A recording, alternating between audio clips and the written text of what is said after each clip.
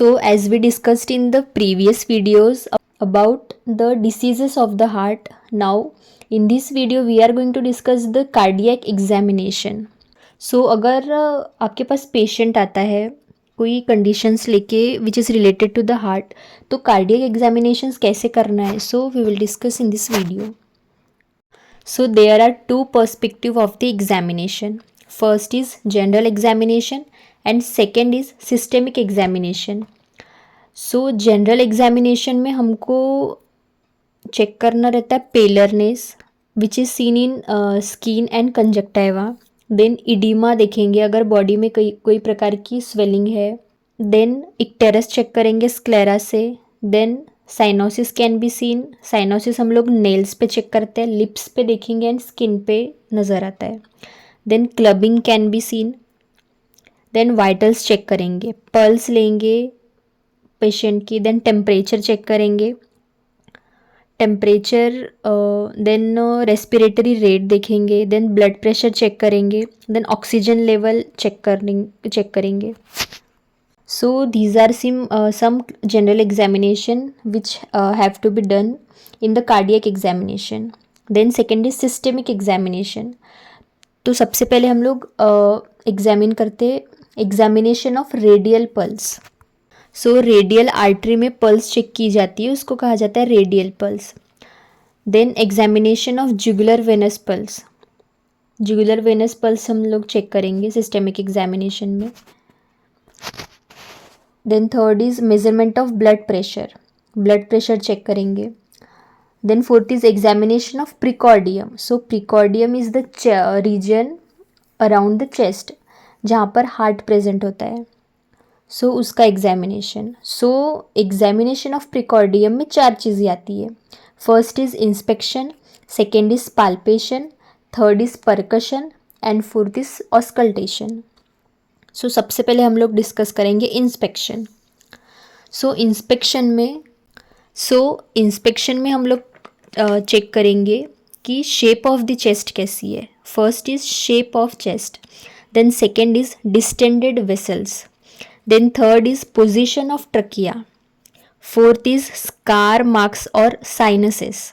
Then fifth is apical और cardiac impulse. Then sixth is other pulsations.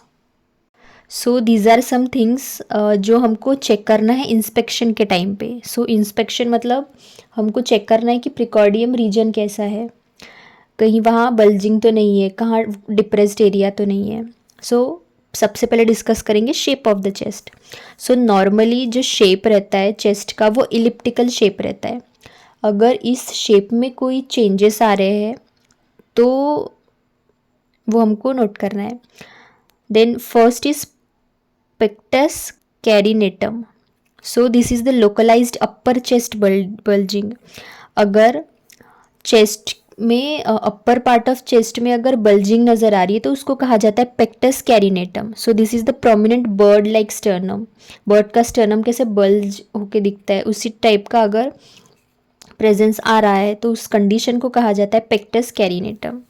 So it में accompanied by aortic और mitral valve disease or pulmonary stenosis etc. and it may associated with Marfan syndrome. So Marfan syndrome means ये genetic disorder है जो कि affect करता है connective tissues को, जो कि इट रिजल्ट्स इन टॉल और thin built with long limbs and flexible joint which is caused by mutation. So this is Marfan syndrome. तो ये कंडीशन जो है वो मार्फन सिंड्रोम से एसोसिएट हो सकती है. So this is pectus carinatum.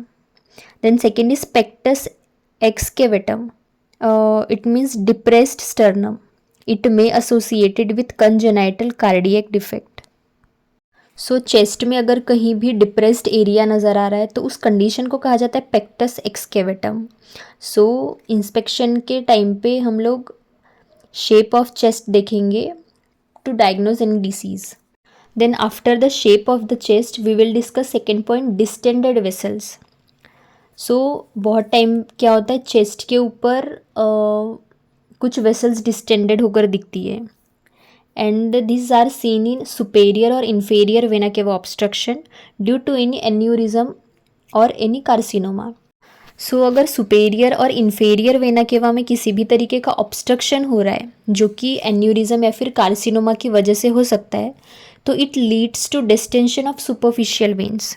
So superficial vein में डिस्टेंशन होने की संभावना है which present in the lateral part of the chest. So इसके वजह से क्या होगा, वेसल्स जो है वो डायलेट होना शुरू हो जाएगी और इंस्पेक्शन के टाइम पे वो चेस्ट में डिस्टेंडेड वेसल्स क्लियरली सीन होगी. Then third point which can be seen in the inspection, this is the position of trachea. अगर ट्रकिया डेविएटेड है तो वो क्लियरली सीन होगा इंस्पेक्शन में. So this is the third point. Then fourth point is scar marks और sinuses. अगर mid line में कोई स्कार मार्क मिलता है तो it indicates the surgery of heart.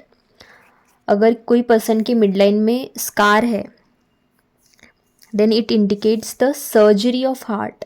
उसके पहले कोई सर्जरी हुई है which is the bypass surgery और एवोर्टिक valve replacement surgery.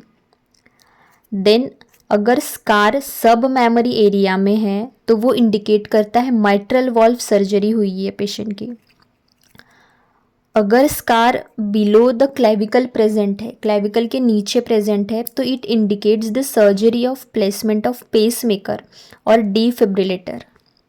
So scars on the chest indicates the surgery which is performed on the heart. Then fifth is apical or cardiac impulse. So this is the lowermost impulse and it is a visible pulse in the abnormal condition. So normal condition में क्या होता है, वो pulse visible नहीं होती, लेकिन अगर condition abnormal है, कोई हार्ट में कोई कुछ present है तो pulse जो है वो visible मिलेगी. So this is the fifth point in the inspection. Then sixth देखेंगे अदर पल्सेशंस कहाँ पर मिल सकती है जो कि एबनॉर्मल होती है. सो सेकेंड इंटरकॉस्टल स्पेस में पल्सेशन मिलेगी which is pulmonary area. Pulmonary area में मिल सकती है लेफ्ट साइड में. देन सेकेंड इंटरकॉस्टल स्पेस में अगर पल्सेशन फील हो रही है, so this is the abnormal sign. Then अगर fifth left intercostal space just medial to the mid clavicular line, अगर इसमें कोई पल्सेशन फील हो रही है तो माइट्रल एरिया में कोई एबनॉर्मल कंडीशंस प्रेजेंट हो सकती है. अगर fifth left intercostal space just left to the sternum में कोई अगर पल्सेशन फील हो रही है तो ट्राइकस्पिड एरिया में कोई एबनॉर्मल कंडीशन प्रेजेंट हो सकती है.